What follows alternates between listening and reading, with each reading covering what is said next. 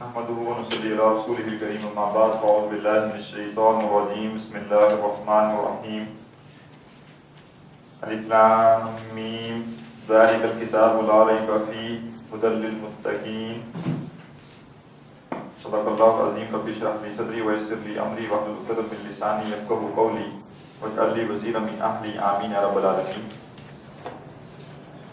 سورۃ البقرہ کی ابتدائی 4 آیات ہم پڑھ رہے تھے۔ صفحہ نمبر 42 پر ہم پڑھ چکے تھے نزلۃ پر۔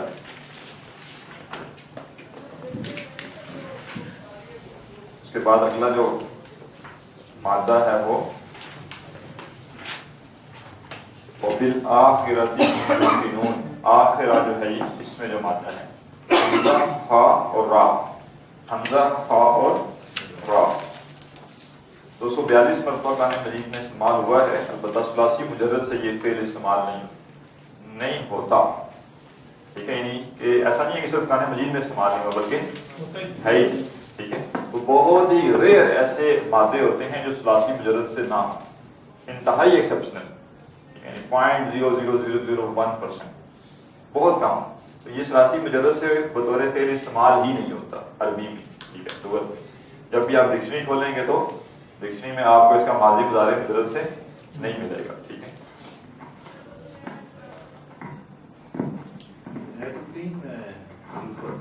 استعمال نہیں ہوتا، ثلاثی مجرد سے نہ استعمال ہوتا ہے اور نہ موجود ہے، ٹھیک ہے۔ مادہ تو 3 حروف پہ جائے گا نا، ٹھیک ہے، وہ تو یعنی ثلاثی ہے، یہ رباعی نہیں ہے، خماسی نہیں ہے۔ باب تفعیل جو ہے اس میں آ کے یہ استعمال ہوتا ہے، کیا بنے گا یہ فعلا کے وزن پہ اخرا، ٹھیک ہے، اور یفعل جی یؤخر، اخرا یؤخر تفعیلا تأخیرا، اخرا یؤخر تأخیرا، ٹھیک ہے، پیچھے کرنا، اخرا یؤخر تأخیرا، پیچھے کرنا۔ یُنبَّأُ الْإِنسَانُ یَوْمَئِذٍ بِمَا قَدَّمَ وَأَخَّرَ، اس دن بتا دیا جائیں گے انسان کو جو کچھ نے آگے بھیجا اور جو کچھ نے پیچھے کیا یا پیچھے چھوڑا۔ یؤخر بھی استعمال ہوگا قرآن مجید میں، وَلَن يُؤَخِّرَ اللَّهُ نَفْسًا إِذَا جَاءَ أَجَلُهَا، اور ہرگز اللہ تعالیٰ مؤخر نہ کرے گا یا پیچھے نہ کرے گا کسی انسان کو جب اس کا وقت آ جائے۔ اللہ خبیر بما تعملون، اور اللہ خود جاننے والا اس کو جو تم کرتے ہو۔ باب تفعول سے یہ استعمال ہوتا ہے تو پیچھے رہنا، ٹھیک ہے، لازم اور متعدی کا فرق ہے۔ باب تفعیل میں یہ متعدی ہے اور باب تفعول میں یہ لازم ہے، ٹھیک ہے۔ نذیرا للبشر سورہ مدثر میں ہے، خبردار کرنے والا انسان کو، لمن شاء منکم ان یتقدم او یتأخر، تم میں سے جو چاہے وہ آگے بڑھے اور یا وہ پیچھے رہے، ٹھیک ہے۔ اسی سے تاخیر ہے نا، پیچھے رہنے والا ہے، جو تاخیر سے آیا پیچھے رہ گیا۔ جو باب استفعال سے بھی استعمال ہوتا ہے، اور باب استفعال سے بھی اس کا معنی کیا ہوگا؟ پیچھے ہونا۔ وَلِكُلِّ أُمَّةٍ أَجَلٌ، اور ہر ایک امت کے لیے ایک مقررہ وقت ہے۔ فَإِذَا جَاءَ أَجَلُهُمْ، کہ جب ان کا وقت آ جاتا ہے، لَا يَسْتَأْخِرُونَ سَاعَةً وَلَا يَسْتَقْدِمُونَ، تو نہ وہ ایک لمحہ پیچھے کیے جاتے ہیں اور نہ ایک لمحہ آگے کیے جاتے ہیں، ٹھیک ہے۔ اجل جو موت ہم کہتے ہیں، یہ بھی وقت جی اجل موت والا، ہاں جی ہاں جی، ٹھیک ہے۔ تو ایک اجل انسان کی ہے اور ایک اجل امت کی ہے، ٹھیک ہے۔ جیسے ایک انسان کی عمر ہوتی ہے ویسے ہر ایک امت کی بھی عمر ہوتی ہے، ٹھیک ہے۔ تو یہ جو نفسیات ہے نا، یعنی اجتماعیات کی، یہ بھی کافی حد تک انسانوں سے ملتی جلتی ہوتی ہیں۔ اس کی وجہ یہ ہوتی ہے کہ انسانوں پر ہی مبنی ہے، ٹھیک ہے۔ جیسے انسان کمزور ہو جاتا ہے ایسے امتیں بھی کمزور ہو جاتی ہیں، ٹھیک ہے۔ جیسے انسان گمراہ ہو جاتا ہے ویسے امتیں بھی پوری گمراہ ہو جاتی ہیں، جیسے انسان مر جاتا ہے ویسے امتیں بھی پوری مر بھی جاتی ہے، ٹھیک ہے۔ تو یہ مسئلے امتوں اور اجتماعیات کے ساتھ بھی ہوتے ہیں جو انسانوں کے ساتھ۔ انسان کی پیدائش ہے، اجتماعیات کی بھی پیدائش ہے۔ ایک امت اگر مانوی لحاظ سے مر جائے تو جو امت کے حامل لوگ تھے وہ تو زندہ ہوتے ہیں، ان کی حیثیت رہتی ہے؟ وہ امت میں نہیں رہے نا، یعنی امت گئی وہ، ٹھیک ہے، اور اس امت کے جو لوگ تھے وہ بھی گئے. آپ اسے کہہ رہے ہیں کہ یہ جو ہے نا وہ سیدھا ہڈیاں ہیں بس جو پیچھے بچ گئی ہیں اس کی، ٹھیک ہے، یا جیسے کھنڈرات ہیں یہ، ٹھیک ہے، جو یہ بتا رہے ہیں کہ یہاں عمارت تھی کبھی بس. کسی سے اسم الفاعل بنے گا مستاخرون، مستاخرون سے مستاخرون، اسی کی نسب جو جد مستاخرین. وَلَقَدْ عَلِمْنَا الْمُسْتَقْدِمِينَ مِنْكُمْ وَلَقَدْ عَلِمْنَا الْمُسْتَأْخِرِينَ، ہم نے جان لیا تم میں سے آگے بڑھنے والوں کو اور تم میں سے پیچھے رہنے والوں کو. اس کے بعد اس سے اسم بنتا ہے آخرون. آخرون کس وزن پہ ہے؟ فاعلون کے وزن پہ، ٹھیک ہے، آخرون آخری، لاسٹ. وَمِنَ النَّاسِ مَن يَقُولُ آمَنَّا بِاللَّهِ وَبِالْيَوْمِ الْآخِرِ، اور لوگوں میں سے وہ بھی ہیں جو کہتے ہیں ہم ایمان لائے اللہ پر اور آخری دن پر، ٹھیک ہے، آخری دن پر. وَمَا هُم بِمُؤْمِنِينَ، اور حالانکہ وہ مومن نہیں ہیں. یہ پہلے سر آپ نے فرمایا تھا کہ آخر یہ ایسے استعمال نہیں ہوتا. جی پہلے آپ فعل مجرد سے یہ فعل کے طور پہ استعمال نہیں ہوتا. آخر اسم ہے، اسم اور فعل میں فرق ہے، ٹھیک ہے. آگے اس کا جمع لکھا ہے آخرہ، نہیں، آخرون کے آگے کیا؟ آخری ہے نا، مانی ہے اس کا، ٹھیک ہے، آخری. اور آخرتن اسی کے مؤنث ہے، یعنی آخرن، اسے یہ نوٹ کیجئے گا، آگے اس کے ساتھ ملتے جلتے الفاظ آئیں گے. آخرن کا معنی ہے لاسٹ، ٹھیک ہے، آخری، لاسٹ ون. اسی کی مؤنث ہو جائے گی آخرتن، فاعلتن کے وزن پہ، ٹھیک ہے. اولئک الذین اشتروا الحیات الدنیا بالآخرہ، یہی وہ لوگ ہیں دنیا کی زندگی کو خرید لیا آخرت کے بدلے، یعنی آخری زندگی کے بدلے، ٹھیک ہے. تو یہاں بالآخرہ جو ہے اس سے پہلے کیا محذوف ہے؟ الحیات، ٹھیک ہے، الحیات محذوف ہے، اس کی صفت آئی ہے صرف. یہاں پر یہ اسم الفاعل کا وزن یعنی مفہوم کیسے آئے گا؟ آخر یا آخرت، یعنی اسم الفاعل بطور صفت بھی تو استعمال ہوتا ہے نا، یعنی جہاں پہ آپ نے وہ اسماء الصفہ پڑھے تھے وہاں پہ آپ نے اسم الفاعل اور اسم المفعول بھی پڑھا تھا، ٹھیک ہے. تو یہ صفت کے طور پہ بھی استعمال ہوتے ہیں نا، جیسے آپ علیم کو آپ جو ہے وہ عالم بھی کہتے ہیں اور علم والا بھی کہہ سکتے ہیں، ٹھیک ہے. یعنی یوم الآخر میں آخر جو اس کی صفت ہوگی، آخرہ جو ہے وہ اس کی صفت ہے، آخر، ہاں آخر صفت ہے. اور نیچے بھی جو ہے یہ بالآخرہ جو ہے اس سے پہلے بھی الحیات محذوف ہے نا، بالحیات الدنیا، الحیات الدنیا. اصل میں تو آخری کوئی ایسی شے نہیں ہے نا جس کو خریدا جائے، بلکہ اصل میں تو زندگی ہے، ٹھیک ہے. دنیا کی زندگی اور مقابلہ آخرت کی زندگی. اب زندگی کو کیوں معذوف کیا گیا؟ دوسری دفعہ الحیات کو کیوں معذوف کیا گیا؟ اضافی ہو جاتا ہے. جب یہ بغیر ذکر کیے سمجھ آ رہا تو ذکر کرنے کی ضرورت نہیں. ہاں جی، بات سمجھ آ گئی. آخرن اور آخراتن یہ ہیں لاسٹ کے لیے، مذکر مؤنث کا فرق ہے، ٹھیک ہے، لاسٹ، آخری. جبکہ آخرو کیا ہے؟ آخرو اس کا مطلب ہوتا ہے دوسرا، سیکنڈ، ٹھیک ہے. الذین یجعلون مع اللہ الہا آخر، وہ لوگ جو اللہ کے ساتھ کوئی دوسرا معبود بناتے ہیں. اور ایسے ہی اسی کی مؤنث آتی ہے اخرى، آخرو کی مؤنث کیا ہے؟ اخرى. وَأُخْرَى تُحِبُّونَهَا، اور دوسری جسے تم پسند کرتے ہو، نصر من اللہ وفتح قریب، اللہ کی طرف سے مدد اور قریبی فتح. اخرى کی جمع ہے اخرن، یہ تنوین ڈال لیں اس پہ آپ، اخرو نہیں ہے اخرن ہے، ٹھیک ہے. اخرى کی جمع ہے یہ. وَسَبْعَ سُنبُلَاتٍ خُضْرٍ، اور 7 سبز بادیاں، وَأُخَرَ یابسات، اور دوسری خشک، ٹھیک ہے. تو یہ اخر کیا ہے؟ اخرى کی جمع، جس کا مطلب ہے دوسری، ٹھیک ہے. کیسے نوٹ کریں گے کہ آخرن اور آخرو میں کیا فرق ہے؟ ابھی تو نوٹ ہو گیا، لیکن جب 4 دن بعد سوچیں گے تو پھر بھول جائے گا. جی وہ اسم الفاعل ہے، آخرن اور آخرتن یہ اسم الفاعل ہے، جبکہ آخرو اور اخرى یہ اسم الفاعل نہیں ہے، یہ کسی اور وزن پہ ہے، ٹھیک ہے. تو اس لحاظ سے اس کا معنی فرق کرنا ہے، ٹھیک ہے، کہاں اس کا مطلب لاسٹ ہے اور کہاں اس کا مطلب دوسرا ہے. اس کے بعد ایک مادہ ہم چھوڑ گئے ہیں، ٹھیک ہے.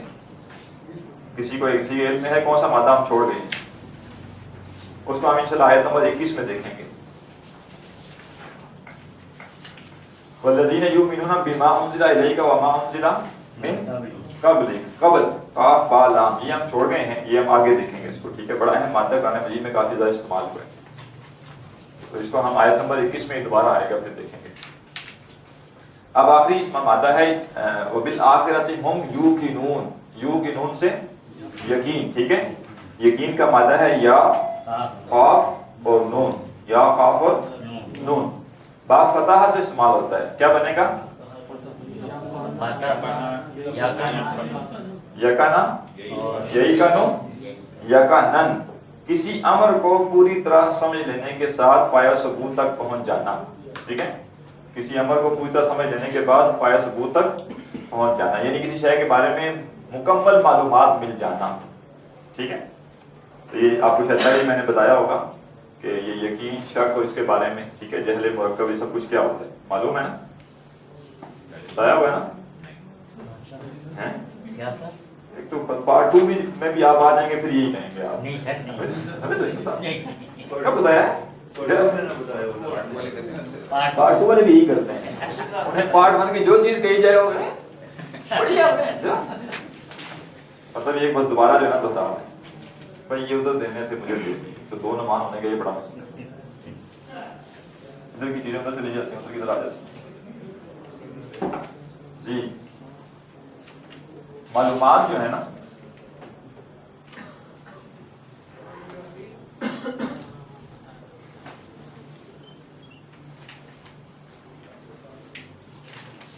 لیکن اس شے کے بارے میں آپ کی معلومات 0% ہو تو اسے کہتے ہیں جہل. بڑا 50% ہو تو شک, 100% ہو تو یقین. یہ ہے یقین, کسی چیز کے بارے میں کسی امر کو پوری طرح سمجھ لینے کے ساتھ پایہ ثبوت تک پہنچ جانا. ٹھیک ہے, یقین. اور یہ درمیان میں کیا ہے, 50 سے 100 کے درمیان ظن. ٹھیک ہے, گمان. گمان میں آپ کسی کی طرف جھکے ہوئے ہوتے ہیں, شک میں درمیان میں ہوتے ہیں, نہ ادھر نہ ادھر, اور پیچھے چلے جائیں گے مائنس میں تو جہل مرکب, جہالت پر جہالت. ٹھیک ہے, تو یہ یقین ہے. ثلاثی مجرد سے قرآن میں بطور فعل استعمال نہیں ہوا. ٹھیک ہے, ماضی مضارع اس کا بطور فعل قرآن مجید میں نہیں ہے. یقین فعیل کے وزن پہ ہے.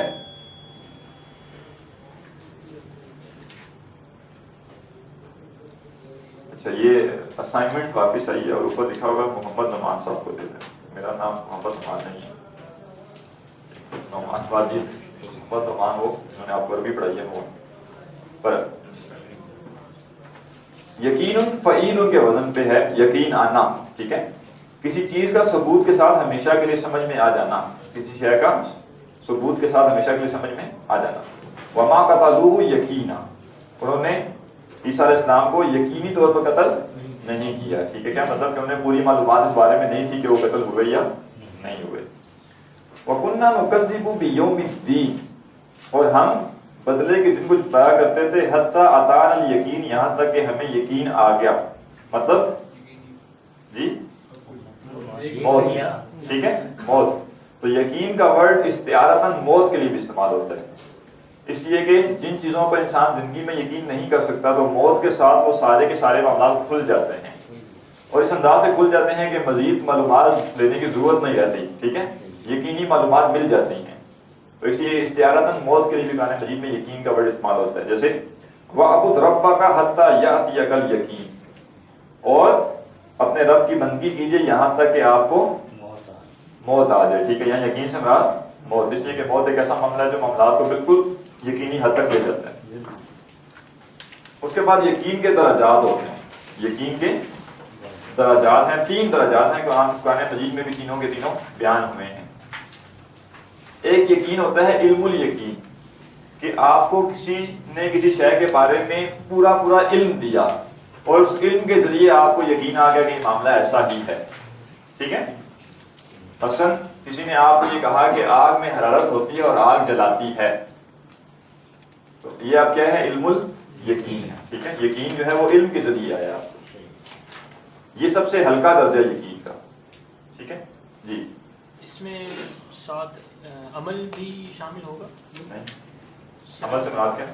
مطلب علم کا ایک اور نیا درجہ جو ہے وہ عمل کے بعد آپ کو اور زیادہ علم وہ آگے آ رہا ہے. ٹھیک ہے, تو پہلا درجہ تو یہ ہے کہ آپ کو انفارمیشن کے تھرو کسی شے پر یقین ہو جائے کہ یہ ایسا ہی ہے، ٹھیک ہے. مثلا یہ کہ کوئی بندہ کہتا ہے کہ جی جو ہے وہ میں کسی جنگل میں رہتا ہوں اور وہ امریکہ سے آیا، مجھے کہتا ہے وہاں پہ 100 منزلہ عمارت ہے. اب اس کی انفارمیشن پہ میں نے اگر یقین کر دیا کہ ہاں ہے تو یہ علم الیقین ہے، ٹھیک ہے. عین الیقین، عین الیقین کہتے ہیں کہ اس شے کو دیکھ لینا لیکن ابھی بھی یہ آپ سے دور ہے، آپ کا وہ انفارمیشن کا جو ہے وہ ذریعہ بدل گیا، ٹھیک ہے. گویا کہ آپ پہلے اگر کسی کو آگ میں جلتا ہوا دیکھا ہے، پہلے مجھے صرف کسی نے بتایا تھا کہ آگ جلاتی ہے، اس میں حرارت ہوتی ہے، تپش ہوتی ہے، میں نے مان لیا. اس کے بعد اگر میں نے آنکھ سے دیکھ لیا کہ کوئی شخص اس نے آگ میں ہاتھ ڈالا، اس کا ہاتھ جل گیا، یا کوئی بندہ اس نے اپنے آپ کو آگ لگائی وہ جل گیا، اب یہ میرا یقین مزید بڑھ گیا. یہ کون سا ہو گیا؟ عین الیقین، ٹھیک ہے. اور تیسرا درجہ ہے حق الیقین. حق الیقین کا مطلب ہوتا ہے کہ اس شے کو خود ایکسپیرینس کر لینا، ٹھیک ہے.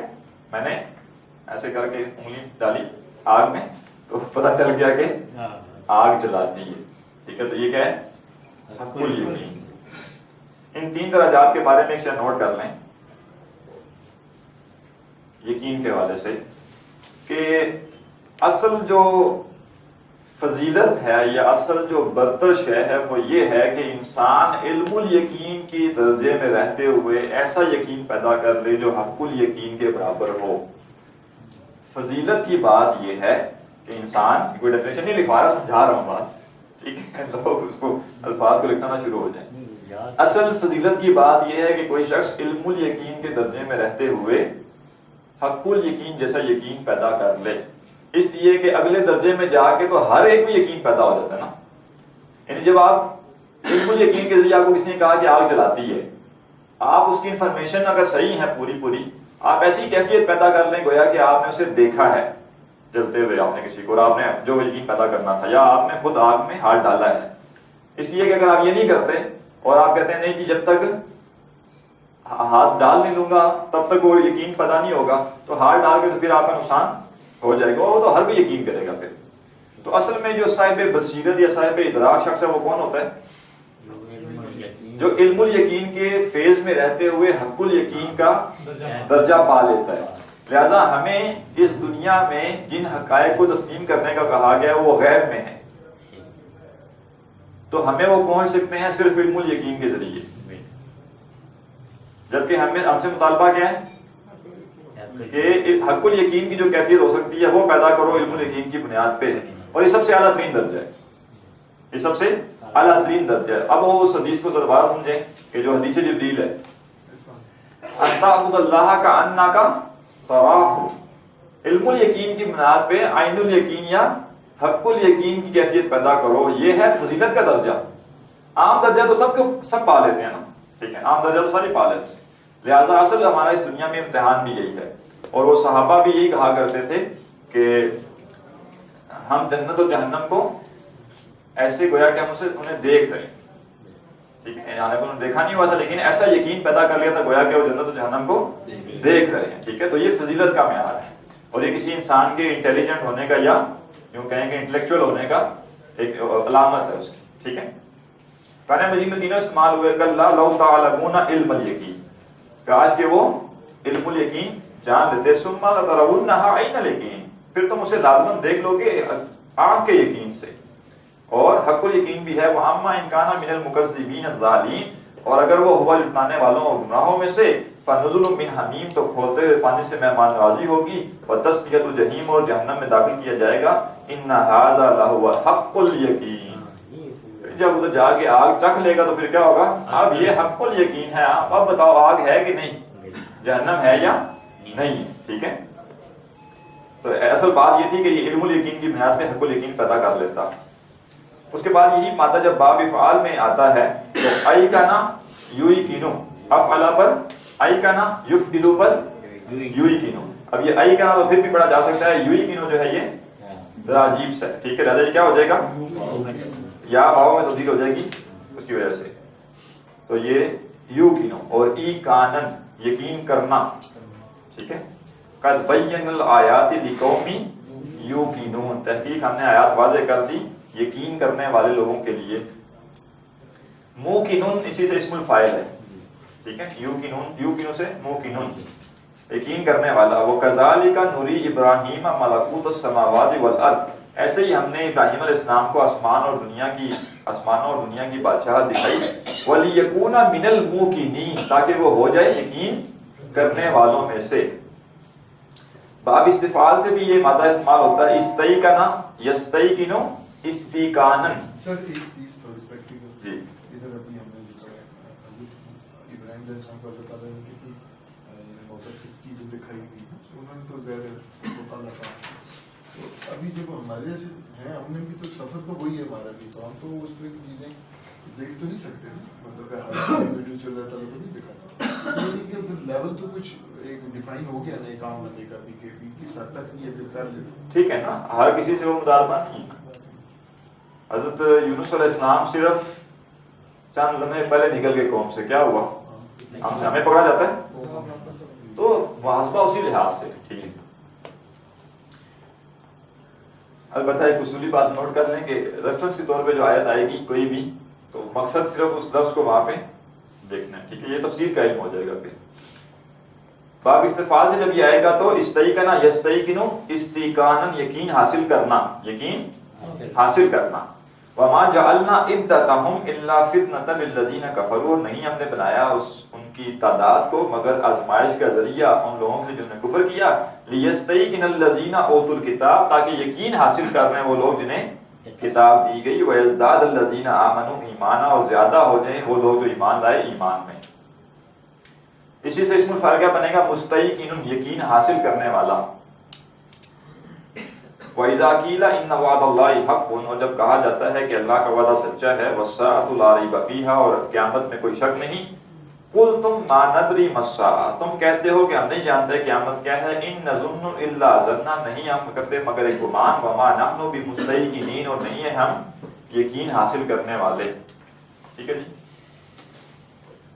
اس میں یہ جو سورہ مدثر کی آیت ہے, اس کے آخر میں اسی طرح وہ مقبول مطلق کے مفہوم نہیں ہے. نہیں, سورہ جاسیہ کی بات کر رہے ہیں. سورہ مدثر, سورہ مدثر, ہاں آمنوا ایمانا, ہاں جی, ایمان یہ مفعول مطلق ہے. اور پچھلے صفحے پر جہاں پر اپنے موت کو یعنی استعارتاً سے کیا مراد ہے, یہ جو تو بڑا بتا دیں. یعنی استعارہ ہوتا ہے نا کہ لفظ کا بنیادی معنی تو کوئی اور ہوتا ہے, لیکن اسے کسی اور معنی میں استعمال کیا جاتا ہے, اس لیے کہ اس میں کچھ کامن باتیں پائی جاتی ہیں. ٹھیک ہے نا, جسے مجازت بھی کہہ سکتے ہیں آپ. ٹھیک ہے جی. موقن یقین کرنے والا, مستیقن یقین حاصل کرنے والا. ٹھیک ہے نا, یہ فرق ہے. باب استفعال میں طلب کا مفہوم ہوتا ہے. ٹھیک ہے.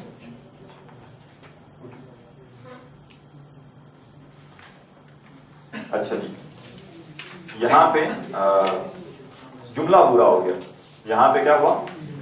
جملہ پورا ہو گیا. لہذا ترکیب جو ہے وہ ابھی تک اس میں رہے گی. ٹھیک ہے, 4 آیات مل کر ایک جملہ بن رہی. اب ذرا ترکیب پر آ جائیں اور ایک ذرا کام بھی کر لیں. کوئی ایک بندہ جو ہے وہ پیجز یہاں پہ ہوں گے اضافی میرے خیال میں اس نوٹس کے. صفحہ نمبر 45 ہے کہ ادھر اضافی پڑا ہو, ادھر ان کو دیں اور انہیں کہیں کہ یہ تقریباً اس کی 35 فوٹو کاپیاں کرا دیں. ٹھیک ہے, صرف صفحہ نمبر 45.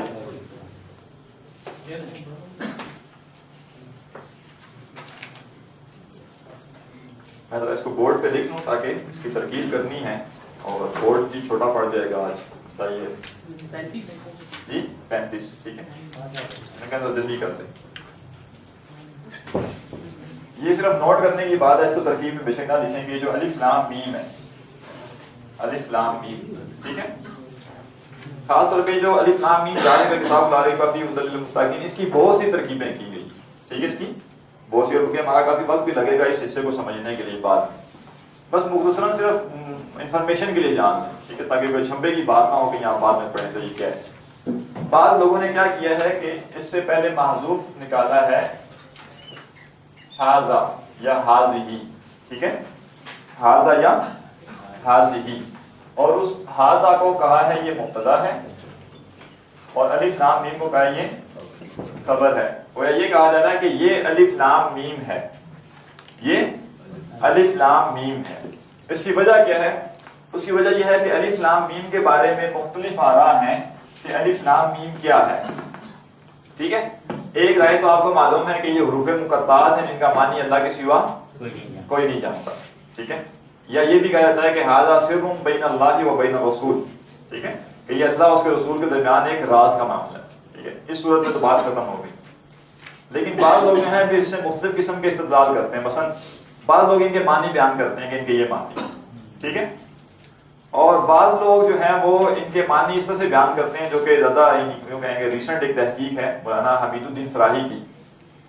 وہ کہتے ہیں کہ بیسیکلی جو عربی زبان کے حروف ہیں یہ حروف عبرانی سے آئے ہیں. ٹھیک ہے, کہاں سے آئے ہیں؟ عبرانی سے. اور عبرانی میں حروف جو بنائے گئے, یعنی ہم نے ایک حرف بولنا ہے تو اس کو لکھیں گے کیسے, تو اس کو تشبیہ دی گئی مختلف اشیاء سے. کیا کیا گیا؟ تشبیہ دی گئی مختلف اشیاء سے, اور اس میں گویا اسا کا معنی شامل ہو گیا. مثلا وہ کہتے ہیں کہ نون جو ہے یہ مچھلی کو ریپرزینٹ کرتا ہے. کسے؟ مچھلی کو. میم جو ہے یہ پانی کی لہر کو جو ہے وہ ریپرزینٹ کرتا ہے. اب ہم تو چونکہ ذرا ڈفرنٹ رسم الخط میں لکھ رہے ہیں, ٹھیک ہے. اسی طرح تو جو ہے یہ سانپ کو ریپرزینٹ کرتا ہے. ٹھیک ہے, تو ایسے ہی ہر ایک لیٹر جو ہے, ہر ایک حرف جو ہے, یہ جب اہل لغت نے اسے لکھا باقاعدہ پہلی دفعہ, جب پہلی دفعہ یہ وجود میں آئے تو ان کو مختلف اشیاء سے تشبیہ دے کر لکھا گیا. گویا یہ سانپ ہے جو کہ ذرا لپٹا ہوا بیٹھا ہے, جیسے وہ ہوتا نا لپٹ کے بیٹھا ہے, پھن جو ہے اس کا کھلا ہوتا ہے. ٹھیک ہے, اور بیم جو ہے گویا کہ لہر کی, اب کیسے ٹوٹتا ہے اس کو چھوڑیں فی الحال, یہ ہم چونکہ وہ تحقیق نہیں کر رہے اس پہ. ٹھیک ہے, نون جو ہے وہ مچھلی, ٹھیک ہے, مچھلی کے لیے ہے. تو لہذا وہ کہتے ہیں کہ یہ جو حروف ہیں ہر سورت کے شروع میں آئے, یہ حروف بیسیکلی سورتوں کے نام ہیں. یہ حروف کیا ہیں؟ سورتوں کے نام. البتہ بعض صورتیں ان ناموں سے مشہور ہوئیں اور بعض صورتیں دوسرے ناموں سے مشہور ہوئی. جیسے کچھ صورتوں کے دو نام بھی ہوتے ہیں, جیسے سورہ دہر اور سورہ انسان دو نام ہیں اس کے, ٹھیک ہے نا. تو ایسے ہی جیسے اب سورہ نون تو سورہ نون سے ہی معروف ہے. اس طرح سورہ قاف یہ بھی اسی سے ہے. سورہ یاسین یہ بھی حروف مقطعات ہے. ٹھیک ہے, سورہ طٰہٰ یہ بھی کیا ہے؟ حروف مقطعات ہے. ٹھیک ہے, تو کئی صورتیں جو ہے سورہ حامیم, ٹھیک ہے, حامیم بھی کیا ہے؟ مقطعات ہیں. وہ کہتے ہیں کہ بعض صورتیں ان ناموں سے موسوم ہو گئی اور بعض صورتیں دوسرے ناموں سے زیادہ موسوم ہوں گی. البتہ یہ سب کے سب حروف مقطعات جو صورتوں کے شروع میں آ رہی ہیں کیا ہیں؟ یہ ان صورتوں کے اسماء ہیں. اسماء تک تو چلے تھا بڑا مسئلہ نہیں, اس لیے کہ یعنی متفق علیہ معاملہ ہے کہ بہت سی صورتوں کے نام جو ہیں وہ حروف مقطعات سے ہی ہیں, ان کے آغاز سے ہیں. اس سے اگلی بات وہ یہ کہتے ہیں کہ ان حروف کا جو سٹرکچر ہے اس سٹرکچر میں جو شے شامل ہے وہ اس صورت کا مضمون بھی ہوتا ہے. مثلا تو جو ہے اس کا سٹرکچر کس پہ بنایا گیا؟ سانپ پہ. تو سورہ طٰہٰ جو ہے اس میں موسیٰ علیہ السلام کا لاٹھی کو سانپ بنا دینے کا ذکر تفصیلاً موجود ہے. سورہ نون میں باقاعدہ یونس علیہ السلام کا ذکر ہے صاحب الحوت کے نام سے, مچھلی والا. ٹھیک ہے, ایسے ہی وہ کہتے ہیں کہ الف جو ہے یہ دو چیزوں کو ریپرزینٹ کرتا ہے. نمبر ایک یہ گائے کو ریپرزینٹ کرتا ہے, ٹھیک ہے, اور نمبر دو یہ لفظ اللہ کا اختصار کے ساتھ صرف الف ہے جو کہ نہ صرف لفظ اللہ بلکہ توحید کو بھی ثابت کرتا ہے, اس کو ریپرزینٹ کرتا ہے, ثابت نہیں بلکہ ریپرزینٹ کرتا ہے. ٹھیک ہے, تو گویا اس لحاظ سے الف لام میم سورہ بقرہ کے شروع میں آیا تو آگے جا کے گائے کا ذکر موجود ہے اس میں. ٹھیک ہے, اور توحید کا ذکر بھی موجود ہے. یہ ذرا تقسیم کر لیجئے گا آپ ابھی فی الحال سنتے رہنا. ٹھیک ہے, تو ایسے ہی وہ کہتے ہیں کہ ان سارے حروف کے کیا ہیں؟ صورتوں کے نام بھی ہیں, اور ان ناموں میں جو چیزیں موجود ہیں وہ آگے اس صورت کا مضمون بھی ہیں. ٹھیک ہے, اس کا مضمون بھی ہیں. ایسے جن صورتوں میں شروع میں طا آیا جیسے طا سین میم, تو اس میں بھی موسیٰ علیہ السلام کا ذکر موجود ہے, وہ سانپ وہ لاٹھی والا. ٹھیک ہے, تو لیکن یہ ایک ایسا ہے کہ جو ابھی تک تھیری ہے, یہ بھی تک کیا ہے؟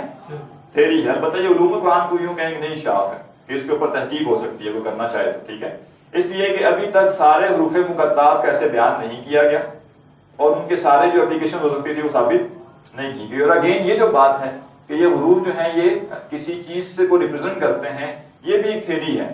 اس لیے کہ اس شے یہ علم اب معدوم ہو چکا ہے, ختم ہو چکا ہے. اب ایسی کوئی کتاب نہیں ملتی جو آپ کو یہ بتائے کہ یہ چیزیں یہ کہاں سے تاریخ سے جا کے نکالی ہیں, کہاں سے نکالی ہیں, یہ کہیں مشکل سے نکلی ہیں. تو یہ سارے حروف کے بارے میں معلوم نہیں ہو سکتی.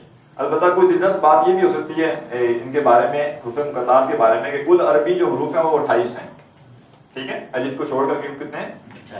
28 ہیں، یعنی الف اور حمزہ کو ایک کاؤنٹ کریں تو 28، تو 14 استعمال ہوئے قرآن مجید میں حروف مقطعات کے طور پہ، ٹھیک ہے، 14 جو ہے وہ استعمال ہوئے حروف مقطعات کے طور پہ.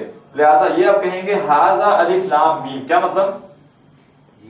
ساری صورتیں اس میں، ساری صورتیں کہاں سے آ گئی؟ سورہ بقرہ کا نام ہے نا حمید الدین فراہی کے نزدیک، ٹھیک ہے، میرے نزدیک نہیں، ایک رائے بیان کر رہا ہوں. تو ھذا الف لام میم گویا یہ سورہ بقرہ ہے، یوں کہہ لیں آپ، ٹھیک ہے.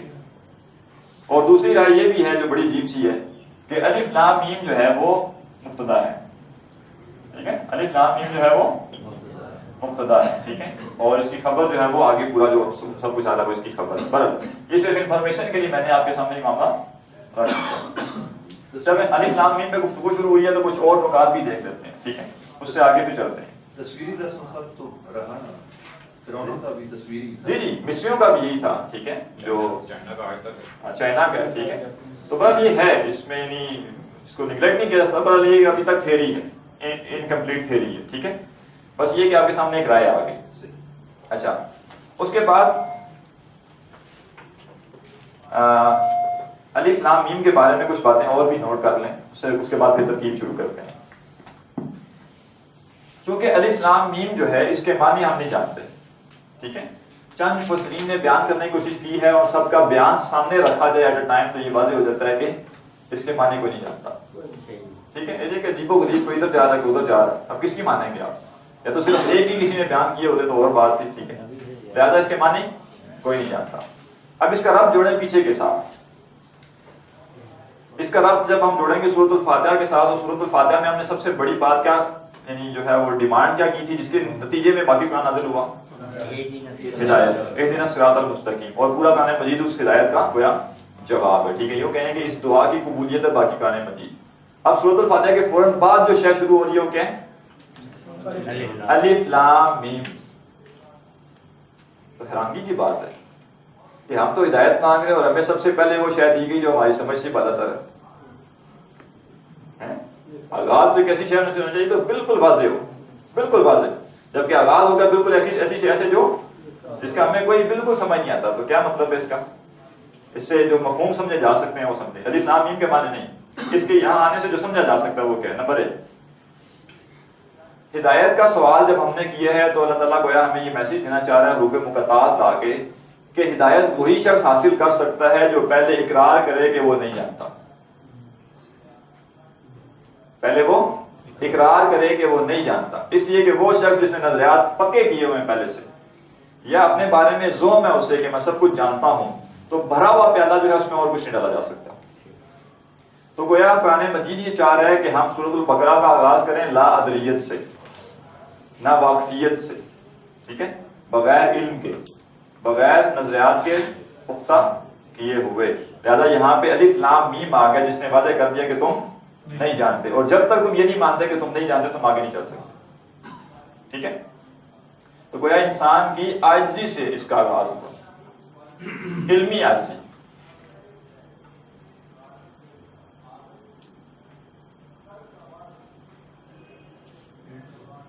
نمبر 1. نمبر 2، یہ بھی میسج دیا گیا کہ یہ جان لو کہ تم ہر شے نہیں جان سکتے. یہ جان لو کہ تم ہر شے نہیں جان سکتے. جیسے تم الف لام میم کو نہیں جان سکتے، ویسے ہی بہت سی چیزیں ہو سکتی ہیں جو تم نہیں جان سکتے. لہذا تمہاری عقل محدود ہے، اور جو شے جانی جا سکتی ہے وہ لامحدود ہے. تو محدود لامحدود کا احاطہ نہیں کر سکتی. آپ کے پاس اگر ایک شاپر ہے جس میں 5 کلو شے آ سکتی ہے، اور آپ کے پاس یہاں پہ 10 کلو شے پڑی ہوئی ہے، تو وہ اس کا احاطہ نہیں کر سکتے. آپ اسے 5 کلو ڈاگ لے جا سکتے. لہٰذا اگر ہمارا جو عقل کا برتن ہے وہ چھوٹا ہے اور جو معلومات یا علم ہے وہ وسیع ہے، تو ہماری عقل اس میں سے اتنا ہی لے سکتی ہے جتنا اس کے اندر سما سکتا ہے. تو ہمیں کئی جگہوں پہ یہ اقرار کرنا پڑے گا کہ ہم ہر شے نہیں جان سکتے اور ہمارا علم اور ہماری عقل محدود ہے. لہٰذا قرآن مجید جہاں جا کے یہ بیان کرتا ہے کہ اس میں آیات متشابہات بھی ہیں اور آیات محکمات بھی ہیں، تو وہاں اہل علم کا کیا معاملہ ہوتا ہے؟ کہ وہ محکمات کو لیتے ہیں اور متشابہات کے بارے میں کہتے ہیں کہ ان پر ہمارا ایمان ہے، اور جو لوگ ٹیڑھ تلاش کرنا چاہتے ہیں کیا وہ متشابہات کے پیچھے پڑ جاتے ہیں، اس لیے کہ وہ اس کو نہیں سمجھے ہوتے شروع کو، کہ ہم تو شروع سے طے کر کے آ رہے ہیں کہ بھئی ہم ہر شے نہیں جان سکتے، ہم محدود ہیں. ٹھیک ہے. نمبر 3، یہاں یہ بھی میسج دیا گیا کہ قرآن مجید کے سمجھنے کا دار و مدار تمہارے عقل و فہم پر نہیں، اللہ کی عطا پر ہے. قرآن مجید کے سمجھنے کا دار و مدار تمہارے ذہانت پہ یا تمہاری جو ہے فطانت پر نہیں ہے، بلکہ اللہ تعالیٰ کی عطا پر ہے. جیسے اللہ نے اس کے معنی تمہیں نہیں سمجھائے تو تم نہیں سمجھ سکے، ایسے ہی آگے جو اللہ چاہے گا تم وہ سمجھ سکو گے.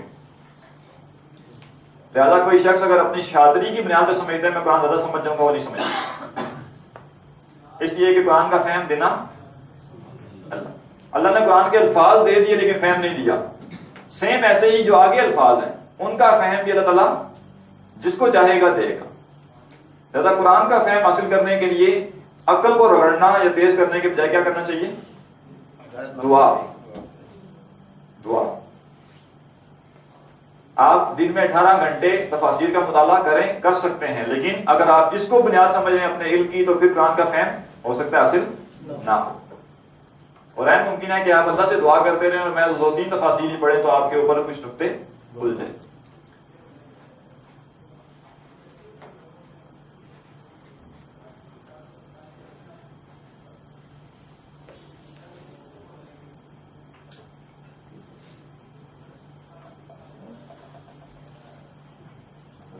اچھا، ایک شے اور جان لیں اس کے ساتھ کہ سوال یہ پیدا ہوتا ہے، یہ بعض لوگ اعتراض کر سکتے ہیں، قرآن مجید نے تو کہا ہے کہ یہ تو بڑی واضح روشن صاف کتاب ہے، کھلی ہوئی کتاب ہے، تو پھر اس میں ایسے الفاظ جن کا معنی کسی کو نہیں پتا. ایک تو ہم نے یہ جان لیا کہ ان کے لفظوں کے معنی تو ہمیں نہیں پتا، لیکن ان معنی سے بہت سی چیزیں سمجھ آ جاتی ہیں. ٹھیک ہے. جبکہ دوسری بات یہ ہے کہ پھر اس کا معنی یا مشرکین مکہ نے اس پہ اعتراض کیوں نہیں کیا؟ مشرکین مکہ اعتراض کرتے نا کہ یہ کیسا قرآن ہے جس میں ہمیں ان باتوں کی سمجھ نہیں آئی. تو اس کے لیے استدلال یہ کیا جاتا ہے کہ یہ انداز نیا نہیں ہے، حروف مقطعات کا انداز نیا نہیں تھا، عربوں میں یہ استعمال ہوتا تھا، عرب شاعری میں یہ انداز استعمال ہوتا تھا. مثلا ایک شعر ہے کہ قلت لہا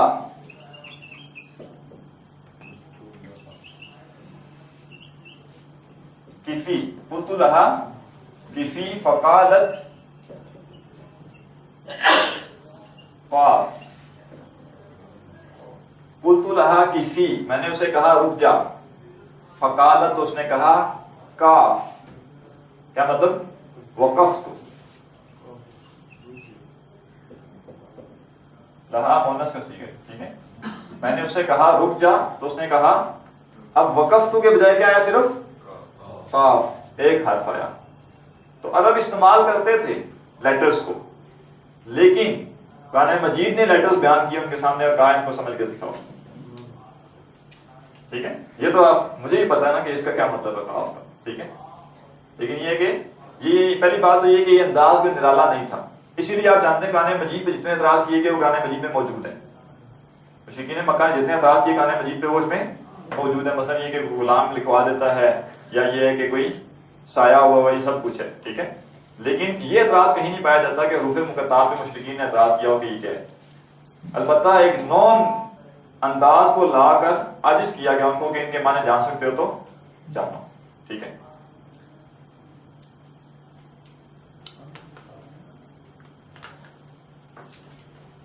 نمبر 2، اسی سے جو بات واضح ہوتی ہے وہ یہ ہے کہ سورۃ البقرہ کا جو نزول ہے، اگر اس اعتبار سے اس کو دیکھیں، آپ سورۃ البقرہ کو نزول کے اعتبار سے دیکھیں تو یہ نازل ہوئی ہے مدینہ میں، اور مدینہ میں یوں کہہ سکتے ہیں کہ یہ پہلی سورت ہے جو نازل ہوئی ہے. ٹھیک ہے. یعنی انٹروڈکشن کے لحاظ سے ٹھیک ہے، آیات ہو سکتا ہے کہ اور بھی نازل ہوئی ہیں. تو یہود آباد تھے مدینہ میں، اور نبی صلی اللہ علیہ وسلم مکہ سے مدینہ جا رہے ہیں، گویا کہ پہلا خطاب جو یہود سے ہو رہا ہے وہ سورۃ البقرہ ہے ایک اعتبار سے. ٹھیک ہے. اور سورۃ البقرہ کا آغاز ہو رہا ہے الف لام میم سے، اور یہود اپنے آپ کو کیا کہتے تھے؟ عالم. اور نبی صلی اللہ علیہ وسلم کو اور پورے مشرکین مکہ یا پورے اہل مکہ کو کیا کہتے تھے؟ امی. ٹھیک ہے. تو ایک نبی امی اس علاقے میں جا رہا ہے جو علماء کا جہاں گڑھ ہے، اور وہ جا کے جو پہلا کلام وہاں پیش کر رہا ہے اس کا آغاز ہو رہا ہے الف لام میم سے. اور حروف مقطعات وہ چیز ہے جو شاعری کی پیک ہے, یعنی ہر شاعر بھی یہ مقطعات نہیں استعمال کرتا. ٹھیک ہے, تو گویا کہ یوں کہ ایک منہ توڑ جواب بھی ہے, یا ایک سالڈ انٹروڈکشن ہے پہلا کہ نبی امی کی زبان سے وہ حروف جاری ہونا جو, یا وہ انداز کلام کا جاری ہونا جو کہ کلام کا اعلیٰ ترین معیار ہو سکتا ہے. ٹھیک ہے, پر یہ کہیں اور معنی بھی اس طرح سے بیان کیے گئے. ٹھیک ہے, تو یہ الف لام میم. اب آگے چلتے ہیں ترکیب کی طرف, اور یہ تقسیم کر لیں اتنی دیر میں جتنی دیر میں آیات دیکھتا ہوں. ایک چیز ایسی شیئر کرنا جی جلدی سے. جی, الف لام اللہ نے مینلی تو انسانوں کے لیے ہدایت نامہ بھیجا ہے جی, اور انسانوں میں تینوں ہی اللہ تعالیٰ نے نا نفسوں کی وہ کی ہے, ذکر کیا ہے, ہمارا کا, لوامہ کا اور مطمئنہ کا. الف لام میم. تو مطمئنہ تو اس وقت ہوتا ہے جب پورا لیکن اللہ کو بھی پسند آ جاتا ہے, اور لوامہ کی قسم بھی دل سے کھا رہے ہیں, اس کے اندر ہی تینوں نفس آ جاتے ہیں, پورا انسانیت آ جاتی ہے. تو بچوں کو میں نے یاد اسی طرح کرا دیا, میں نے کتنے مطلب ہم سے پوچھتے نا ہوتے تھے, میں بھی کہتا کہ دو کے نام لیتا, تیسرا مس ہو جاتا.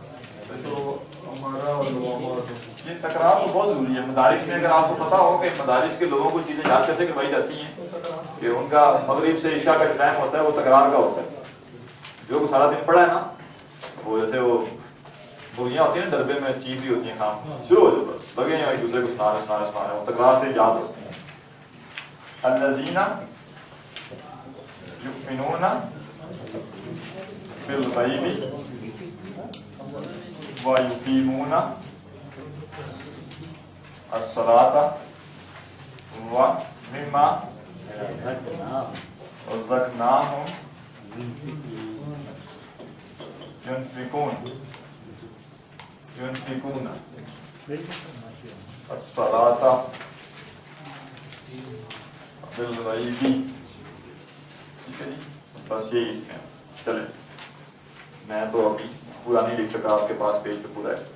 لکھتے ہوئے پہلی بات تو یہ کہ ابھی نہیں لکھنا آپ نے, میں ابھی نوٹ کروا رہا ہوں. ٹھیک ہے, اور دوسری بات یہ کہ بہت چھوٹا چھوٹا لکھنا پڑے گا آپ کو, تب جا کے ترکیب پوری جائے. تو بڑا سافٹ اور جینٹلی جو ہے وہ چھوٹا چھوٹا کر کے لکھیے گا, وگرنہ یہ ترکیب لمبا جملہ بہت لمبا ہے اور سمائے گا نہیں.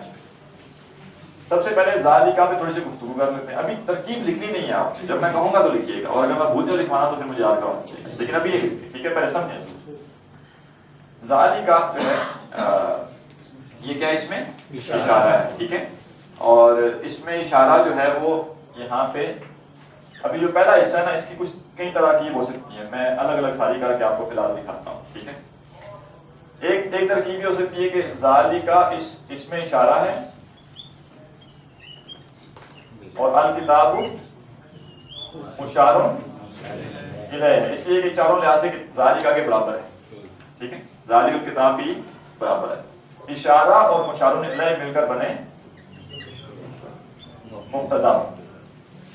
یہاں ذرا ایک نیا قاعدہ ہے عربی کا, اس کو اس طرح نوٹ کیجیے گا. جیسے جیسے عربی پڑھتے جائیں گے نئی چیزیں آتی جائیں گی. ٹھیک ہے, لا کی کتنی اقسام پڑھی ہیں آپ نے؟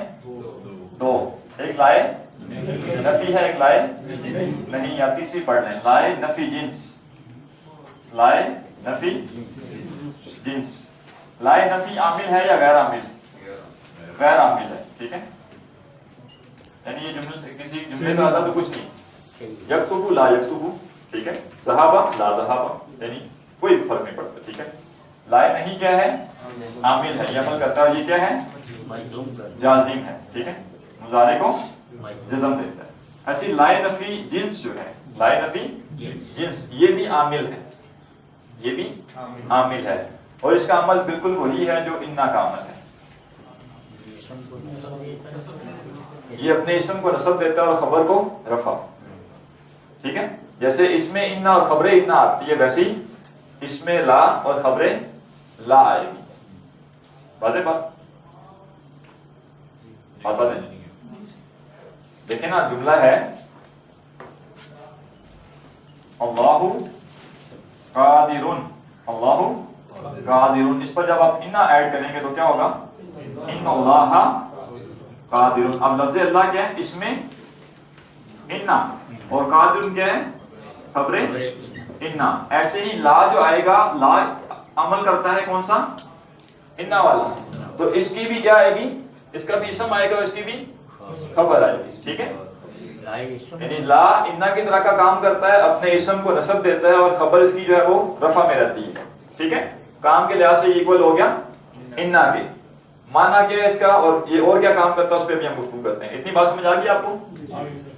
کیسے فرق کیسے کریں گے کہ لا نفی کے لیے ہے، لا نہیں کے لیے ہے، یا لا نفی جنس کے لیے، کیسے فرق کریں گے؟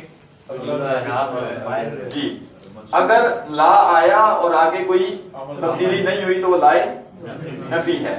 لا اگر فعل مضارع پہ آیا اور اس نے اس کو جزم دے دی تو وہ لائے نہیں ہے. اور یہ لا جو ہے یہ فعل مضارع پر نہیں آتا. لائے نفی جنس جو ہے فعل مضارع پر نہیں آتا، یہ اسم پر آتا ہے. اس لیے ہم نے پہلے پڑھ لیا کہ یہ اس میں اتنا. ٹھیک ہے، تو تینوں کا آپس میں فرق ہو گیا. اس کے بعد اگلی بات یہ نوٹ کریں کہ لائے نفی جنس جو ہے اس کا اسم واحد، نکرہ،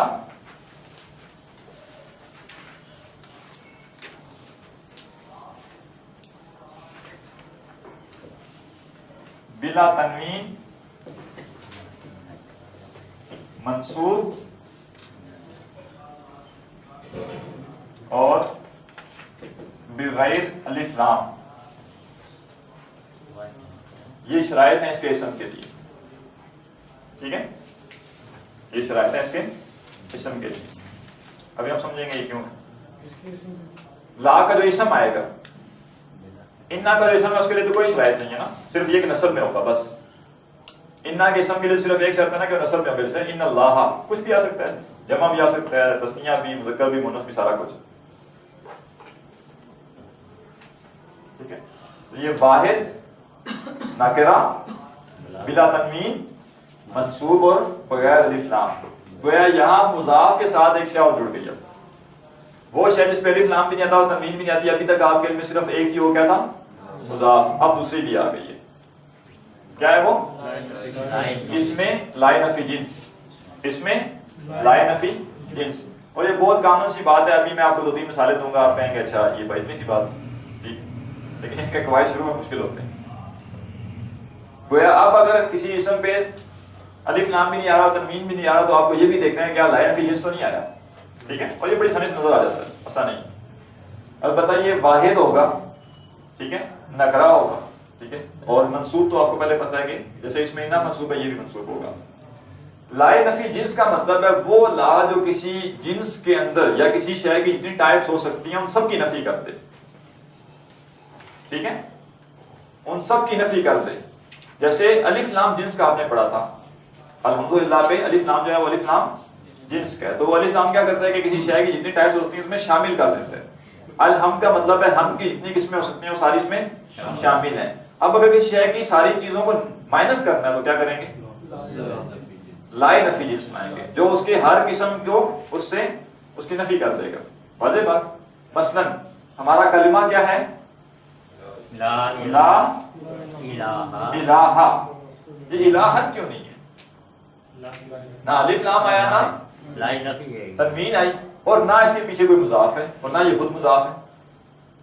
تو الہ کی جتنی صورتیں پاسبل ہیں جو لوگ سوچ سکتے ہیں، یعنی جو پتھروں کے بنائے ہوئے الہ لوگوں نے بنائے ہیں، تصویروں کے بنائے ہوئے الہ ہیں، یا دماغوں میں بنے ہوئے کوئی الہ ہیں، ٹھیک ہے، یا انسانوں کو الہ، جتنی قسمیں بھی شمار ہو سکتی ہیں الہ کی، کیا ہوا؟ لا الہ، کوئی الہ.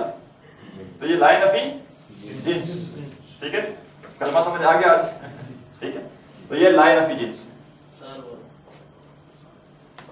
واضح بات.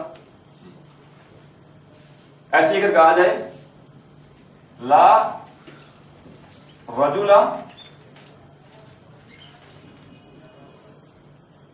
فی الدار، لا رجل فی الدار کیا مطلب ہوگا؟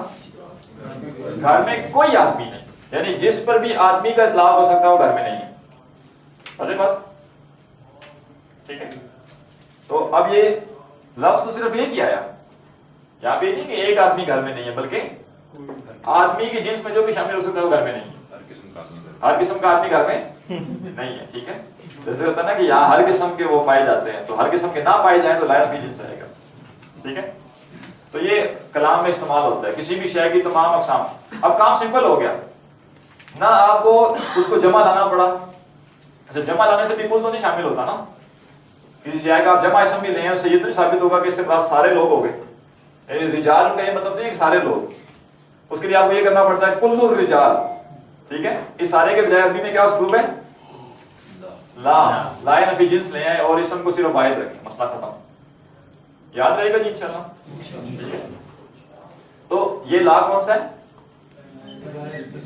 نہ ریبن ہے نہ الریبا ہے اور نہ یہ مضاف بنتا ہے, تو یہ لا نفی جنس ہے. ٹھیک ہے, جنس سے مراد مذکر مؤنث نہیں بلکہ کسی شے کی تمام اقسام. ٹھیک ہے, لا نفی جنس.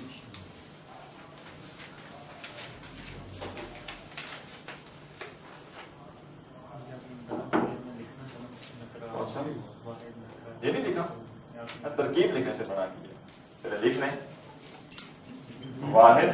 یعنی آپ نے نفی جنس نہیں کی تھی بلکہ اس کو لکھنے کا کہا تھا. بورڈ پہ جو کچھ لکھا اس کی نفی نہیں تھی. واحد نکرہ منصوب بغیر تنوین و الف لام. حدیث ہے ایک, لا صلاۃ لمن لم یقرأ بفاتحۃ الکتاب. لا صلاۃ, اب یہ صلاۃ نہیں ہے بلکہ لا صلاۃ, کوئی نماز نہیں. نماز کی جتنی اقسام ہو سکتی ہیں وہ اس میں سے خارج ہوگی. ٹھیک ہے, ایسے ہی ہے لا صلاۃ بحضرت الطعام. لا صلاۃ بحضرت الطعام, کوئی نماز نہیں جب کھانا موجود ہو اور مولوی بھی موجود ہو. ٹھیک ہے, تو اب اس کا کیا مطلب؟ کوئی نماز نہیں. ٹھیک ہے, اب یہ نہیں ہے کہ کوئی ایک خاص نماز نہیں ہے یا کوئی عام نماز نہیں, بلکہ نماز کی جتنی بھی اقسام ہو سکتی تھی اس کی ممانعت ہوگی. تو یہ نہ تنوین آتی ہے نہ الف لام آتا ہے, اور لا کے ساتھ واحد منصوب اسم آتا ہے. ٹھیک ہے, نکرہ. یہ ویسے جواب پیدا ہوتا ہے کہ مسجد میں اذان ہو رہی ہو, کھانا سامنے پڑا ہو, کھانے کا ہوتا ہے نہیں, اس میں ساتھ جو ہڈن موجود ہے وہ ایک کھانے کی حاجت نہیں ہو, پھر واقعی نماز نہیں.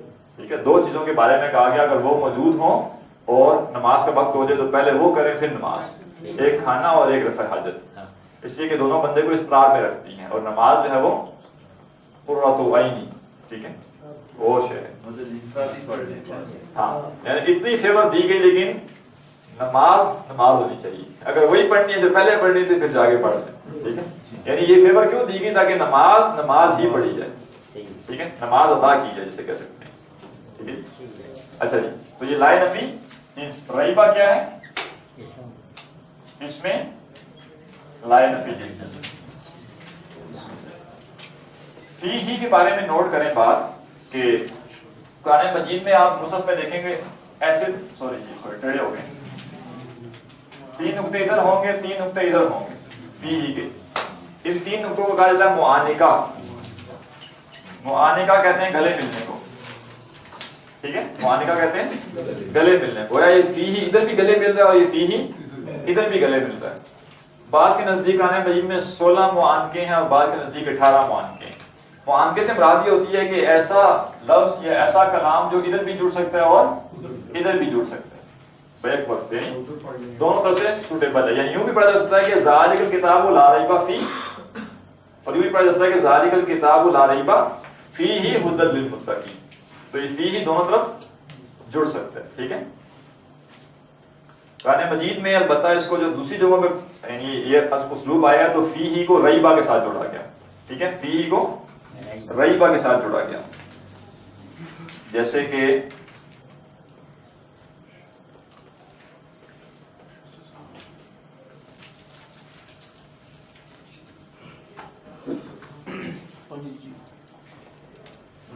تنزیل الکتاب لا ریب فیہ من رب العالمین. تنزیل الکتاب لا ریب فیہ من رب العالمین. تو یہاں پہ فیہ گویا ریبا کے ساتھ آ گیا. ٹھیک ہے, تو لہذا کہتا ہے کہ راجع یہ ہے کہ فیہ کو ریب کے ساتھ جوڑا جائے اور آگے ایک محذوف مان لیا جائے. ٹھیک ہے, فیہ ایک محذوف مان لیا جائے, اور جب معانقہ ہے تو گویا دونوں طرف جڑ سکتا ہے. ٹھیک ہے, تو فیہ کیا ہوا؟ جار اور فی مجرور, اور جار مجرور کیا بنتے ہیں جملے میں؟ متعلق. اب یہ متعلق ریبا بھی ہو سکتا ہے اور آگے بھی جا سکتا ہے معاملہ. ٹھیک ہے, لا کی جو خبر ہے یہ عام طور پہ محذوف ہوتی ہے. لا نفی جنس کی جو خبر ہوتی ہے وہ عام طور پہ محذوف ہوتی ہے اس لیے کہ اس کا اسم کی کفایت کر جاتا ہے بات سمجھانے کے لیے. اگر یہ ہوتا ہی جملہ ہے پورا, وہ کیا ہوگی صفت؟ جیسے لا الہ ہے تو یہاں پہ سوری صفت کیا ہے, خبر لا الہ ہے نا,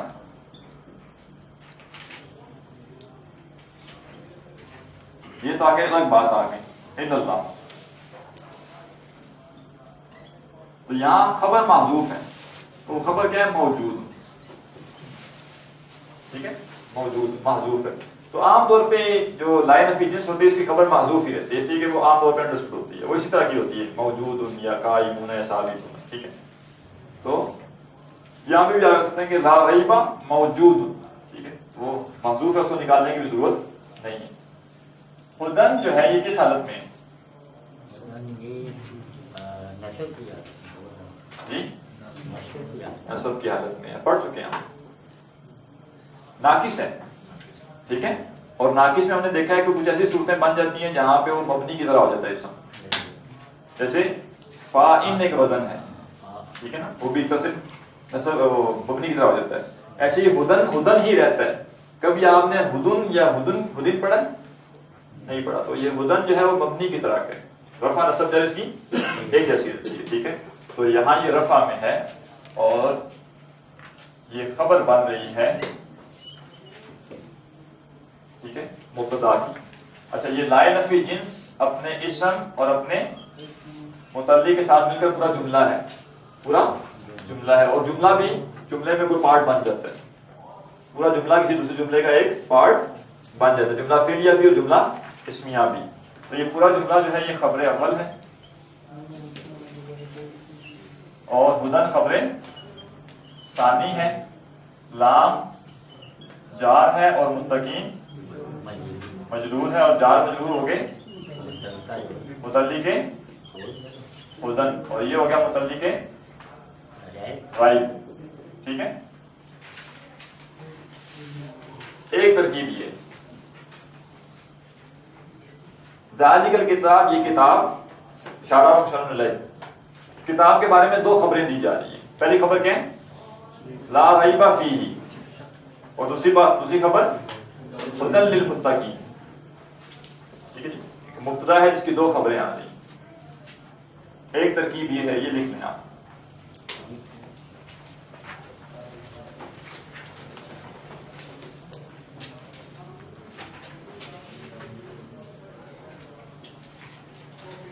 اچھا, پہلے یہ بتائیں کہ کنفیوژن تو نہیں ہے اس ترکیب میں سمجھنے میں؟ ٹھیک ہے, کوئی ہے تو پوچھ سکتے ہیں آپ. یہ دوبارہ بتا. جی ذرا دوبارہ نوٹ کریں ترکیب ایک بار.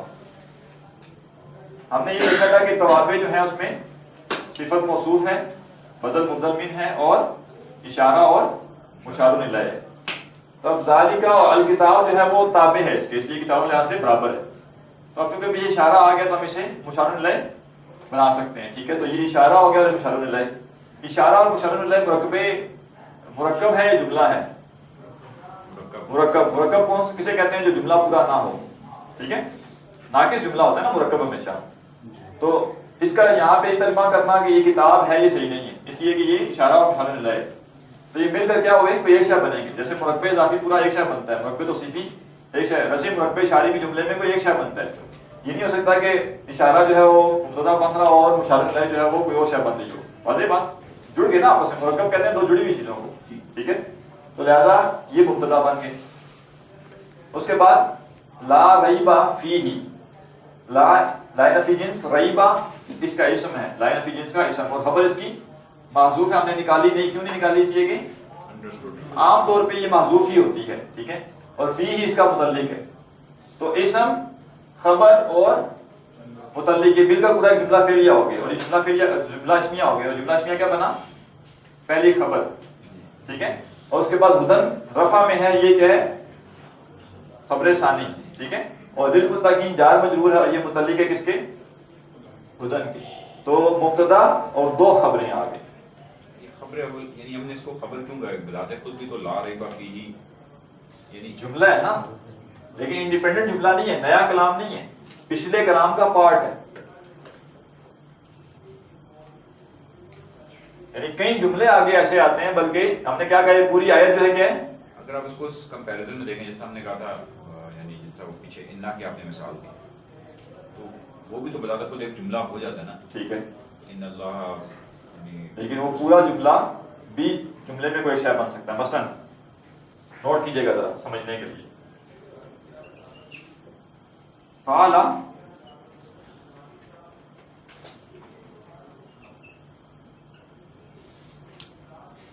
اللہ قدیر. قال اللہ قدیر. قال کیا ہے؟ فعل پلس فاعل کیا ہے اس میں؟ ہوا. اللہ کیا ہے؟ مبتدا اور قدیر خبر. یہ پورا جملہ اسمیہ ہے نا, یہ پورا جملہ اسمیہ